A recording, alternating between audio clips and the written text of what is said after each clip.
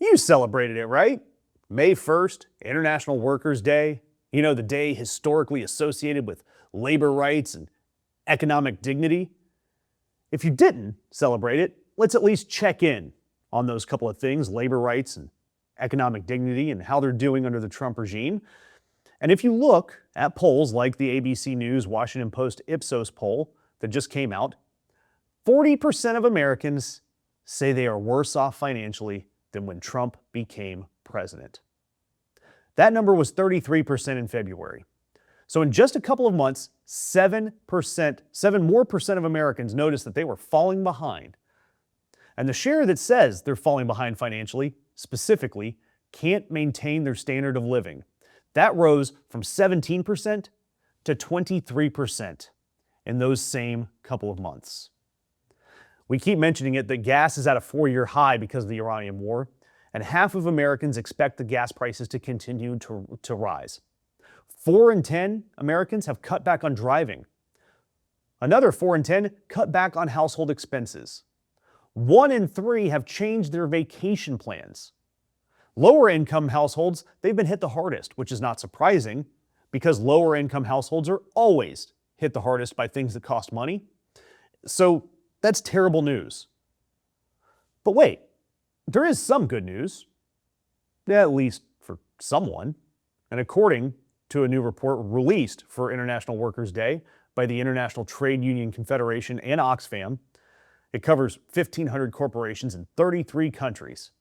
They found that CEO pay grew 11% in real money in 2025, yet worker pay grew 0.5%.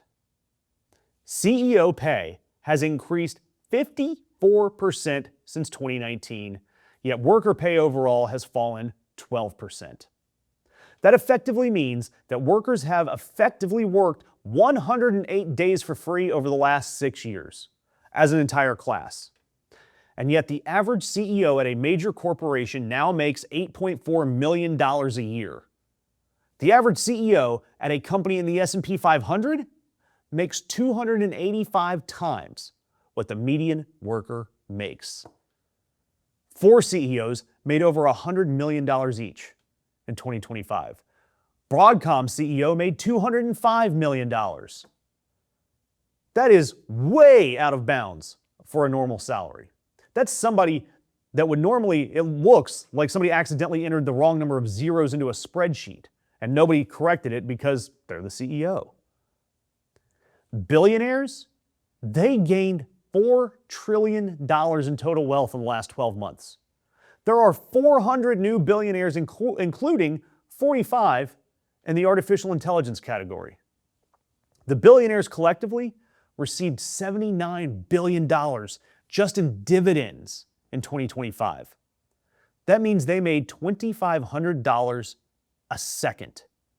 Every second, all year long. But thankfully, our dear orange leader has a plan. His plan came in the form of an executive order creating the Trump IRA. And yes, that's the actual name, not a parody, not a nickname. That is the official government designation, is Trump IRA at trumpira.gov, a domain that exists and is a real website of your United States government.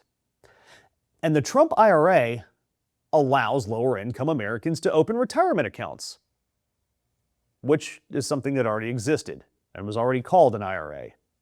But this new version, the Trump IRA, allows those accounts to hold alternative assets, including, and this is in the actual executive order, cryptocurrency. So the retirement savings solution for the people who are cutting back on driving and vacations so that they can afford gas to go to work, put your money into crypto in a government account named after the president, who also owns a crypto company, and that crypto company just netted over $1 billion in profits, pre-tax profits last year.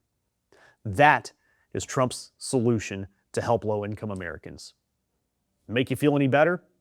It doesn't make me feel any better. Let me know what you think in the comments. I really want to hear from you guys on this one.